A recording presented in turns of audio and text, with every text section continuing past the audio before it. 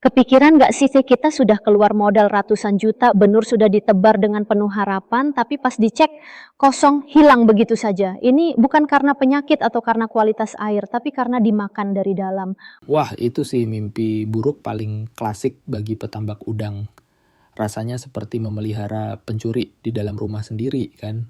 Kamu kasih makan, kamu rawat, ternyata yang kenyang malah musuh. Betul sekali, ini ironis tapi nyata. Hari ini kita akan membedah topik yang sering bikin pusing kepala tapi krusial banget, hama predator di tambak udang. Dan ada satu nama yang sering disebut-sebut sebagai senjata pamungkasnya, yaitu Saponin Twinfish. Tapi sebelum kita sampai ke solusinya, aku penasaran seberapa parah sih dampak hama ini sebenarnya? Sangat parah begini. Bayangkan tambak itu sebagai sebuah ekosistem tertutup. Kamu memasukkan udang yang notabene lemah, lambat, dan enak rasanya. Lalu, tanpa sadar, ada monster lain yang masuk. Monster ini bisa berupa ikan liar, kepiting, atau bahkan ular air. Masalahnya bukan cuma soal mereka memakan udang loh. Oh ya, jadi bukan cuma soal predasi langsung. Bukan, itu yang sering orang lupa. Memang, ikan seperti kakap putih atau ikan payus itu predator murni, mereka makan benur, tapi ada juga hama kompetitor. Misalnya ikan mujair atau nila liar. Mereka mungkin tidak agresif memakan udang dewasa, tapi mereka rakus sekali. Mereka menghabiskan pakan yang harusnya buat udang. Dan mereka berebut oksigen. Jadi udangnya kurus, stres, lalu mati. Masuk akal, jadi ada kerugian ganda ya. Udangnya dimakan, jatah makannya pun dirampok. Nah, bicara soal jenis-jenisnya, tadi kamu sebut payus dan mujair. Apakah mereka ini tamu tak diundang yang paling sering muncul? Iya, payus itu licik sekali. Dia bisa masuk saat masih berupa telur atau larva mikroskopis lewat air pasok, lalu tumbuh besar di dalam tambak. Tahu-tahu sudah sebesar lengan dan pesta pora di dalam. Selain ikan, ada juga kepiting liar. Ini juga bahaya karena bisa membawa patogen penyakit. Jadi, membersihkan tambak dari hama ini adalah syarat mutlak sebelum tebar benur. Ini fondasinya. Oke, fondasi. Berarti kuncinya ada di persiapan lahan atau sterilisasi. Disinilah biasanya petambak menggunakan racun atau pestisida alami. Dan yang paling populer adalah saponin. Tapi, bisa jelaskan dulu tidak mekanisme kerjanya bagaimana? Kenapa saponin bisa membunuh ikan predator tapi udangnya aman? Padahal kan sama-sama hewan air. Nah, ini bagian menariknya. Ini soal biologi dasar yang sering kita lewatkan. Saponin itu senyawa glikosida yang diekstrak dari ampas biji teh, tea seed cake. Cara kerjanya spesifik, dia menghancurkan sel darah merah atau hemolisis. Tunggu, sel darah merah? Tepat, ikan itu hewan berdarah merah punya hemoglobin. Saponin masuk ke insang, masuk ke aliran darah, lalu memecah sel darah merah itu. Akibatnya ikan kehabisan oksigen dan mati. Nah, kenapa udang aman? Karena udang tidak punya sel darah merah. Ah, aku ingat, udang itu darahnya bening kebiruan kan, hemosionin. 100 buat kamu. Udang itu bangsawan berdarah biru. Hemosionin strukturnya beda, tidak mempan diserang oleh saponin. Selama dosisnya tepat ya. Jadi saponin ini seperti peluru kendali pintar. Dia hanya menargetkan musuh, ikan, dan membiarkan warga sipil udang tetap hidup. Filosofi yang menarik, peluru kendali pintar. Nah, sekarang kita masuk ke inti yang sering ditanyakan orang. Di pasaran kan banyak jenis saponin. Ada yang curah, ada yang karungan tanpa merek jelas. Tapi kenapa nama Twin Fish ini sering muncul dan dianggap standar premium? Apa bedanya ampas teh satu dengan yang lain? Pertanyaan bagus. Ini sama seperti kopi. Sama-sama kopi bubuk, tapi kenapa ada yang harganya ribuan perak dan ada yang ratusan ribu? Kualitas dan konsistensi. Saponin Twinfish itu punya reputasi karena kadar saponin murninya tinggi dan stabil. Masalah utama saponin murah adalah ampasnya terlalu banyak, tapi zat aktifnya sedikit. Jadi kalau pakai yang murah kita harus tebar bertonton biar ngefek. Betul, jadi tidak efisien.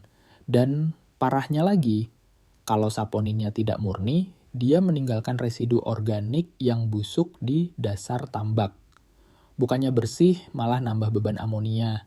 Twinfish ini dikenal karena kelarutannya yang baik dan efek racunnya yang cepat buat ikan, tapi residunya lebih aman buat lingkungan.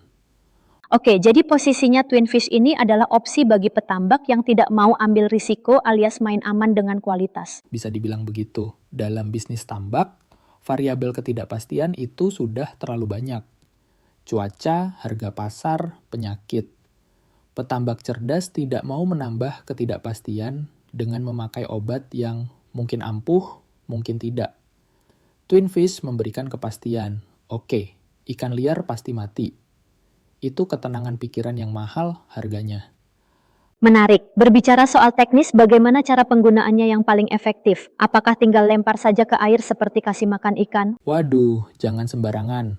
Ada seninya. Saponin, termasuk Twinfish, bekerja paling optimal di kondisi tertentu. Pertama, dia harus direndam dulu. Jangan langsung lempar bentuk kue atau padatannya. Rendam semalaman biar zat aktifnya keluar, baru air rendamannya dan ampas halusnya ditebar. Oh, harus diekstrak dulu ya istilahnya. Iya, dan yang kedua, ini rahasia yang jarang orang tahu. Saponin bekerja lebih ganas di salinitas tinggi dan suhu hangat. Jadi kalau kamu tebar pas siang hari yang terik, efeknya lebih mematikan buat ikan predator dibanding pas mendung atau malam.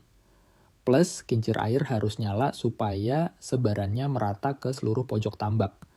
Ikan predator itu pinter loh. Kalau dia rasa ada racun di satu titik, dia bakal lari ke titik mati, dead spot, yang airnya tenang.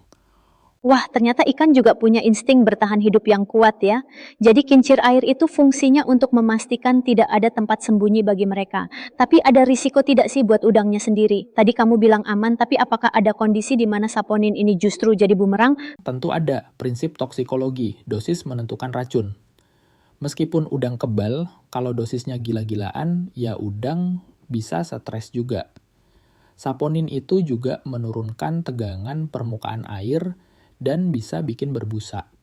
Kalau terlalu banyak, oksigen terlarut bisa drop sementara waktu. Makanya, penggunaan saponin Twinfish biasanya disarankan saat persiapan lahan sebelum tebar benur, atau kalau terpaksa saat budidaya berjalan, dosisnya harus dihitung sangat cermat berdasarkan volume air. Jadi momen terbaik sebenarnya adalah preemptive strike ya, serangan fajar sebelum benur masuk. Betul sekali. Bersihkan rumah sebelum penghuni masuk, itu aturan emasnya. Tapi kalau di tengah jalan, tiba-tiba ada ikan liar masuk, mungkin karena saringan bocor, penggunaan saponin Twinfish masih bisa dilakukan, tapi harus dengan pendampingan teknisi atau hitungan yang presisi. Jangan asal by feeling. Oke, aku mulai paham peta permainannya. Kita punya musuh predator, kita punya senjata, saponin Twinfish, dan kita punya strategi, timing, dan dosis. Tapi kalau dilihat lebih luas, sebenarnya penggunaan bahan alami seperti ampas teh ini menunjukkan pergeseran tren di industri aquaculture tidak sih? Dulu kan orang main hajar pakai pestisida kimia keras. Analisis yang tajam. Memang benar, dulu orang pakai pestisida organofosfat yang residunya bisa bertahan tahunan di tanah. Itu merusak lingkungan parah. Saponin ini biodegradable. Dia racun, iya, tapi setelah beberapa hari dia terurai jadi bahan organik biasa yang bahkan bisa memicu pertumbuhan plankton. Jadi setelah membunuh musuh, mayat senjatanya pun jadi pupuk. Kasarnya begitu. Itu indahnya siklus alam kalau kita paham cara memanfaatkannya. Twinfish ini populer bukan cuma karena efektif, tapi karena dia ramah dalam jangka panjang. Petambak modern sekarang sudah sadar kalau tanah rusak karena kimia, mereka tidak bisa panen di siklus berikutnya. Keberlanjutan, sustainability itu bukan lagi jargon, tapi syarat bertahan hidup. Luar biasa. Jadi memilih produk seperti Twinfish bukan sekadar memilih merek, tapi memilih cara berbudidaya yang lebih bertanggung jawab. Tepat. Dan ingat, hama predator itu tidak akan pernah hilang 100%. Alam selalu mencari cara untuk masuk kembali. Ikan payus akan selalu mencoba menerobos saringan. Burung akan selalu mengintai dari atas. Saponin hanyalah alat bantu. Kuncinya tetap di manajemen manusianya. Seberapa teliti kita mengecek saringan air masuk? seberapa disiplin kita melakukan monitoring. Setuju, alat hanyalah alat. Di tangan yang ahli, saponin Twinfish jadi pelindung aset. Di tangan yang ceroboh bisa jadi sia-sia. Betul, dan satu lagi, jangan lupa bahwa budidaya udang itu pada dasarnya adalah manajemen risiko, mengeluarkan biaya sedikit lebih mahal. Untuk produk berkualitas seperti Twinfish itu sebenarnya adalah asuransi. Daripada hemat di awal, beli saponin murah, tapi di tengah jalan pakan habis dimakan mujair, kerugiannya bisa 10 kali lipat harga saponin itu. Penny wise, pound foolish kalau kata orang Inggris ya. Hemat uang receh tapi rugi bandar. Haha, ya cocok sekali peribahasa itu.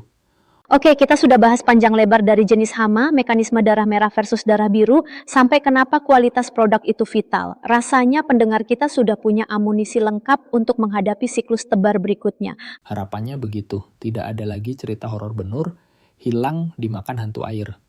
Sebagai penutup, apa pesan terakhirmu buat para petambak yang mungkin sekarang sedang galau melihat air tambaknya beriak-riak mencurigakan? Pesan saya sederhana, kenali musuhmu, kenali senjatamu. Jangan remehkan makhluk kecil seperti ikan liar, karena mereka bisa menghancurkan impian panen rayamu. Dan jangan pelit untuk hal-hal yang sifatnya fundamental seperti sterilisasi. Investasi pada saponin yang berkualitas seperti Twinfish adalah investasi untuk ketenangan tidurmu selama 3 bulan ke depan. Ketenangan tidur itu mahal harganya bagi petambak. Terima kasih banyak atas wawasan yang sangat dalam hari ini. Diskusi ini membuka mata bahwa tambak bukan sekadar kolam air tapi medan perang yang butuh strategi jitu. Sama-sama, senang bisa berbagi. Sukses terus untuk petambak Indonesia. Dan bagi Anda pendengar setia, ingatlah bahwa alam tidak pernah jahat, dia hanya bekerja sesuai hukumnya. Tugas kitalah untuk menyelaraskan diri agar bisa panen melimpah. Sampai jumpa di episode berikutnya. Salam sukses budidaya.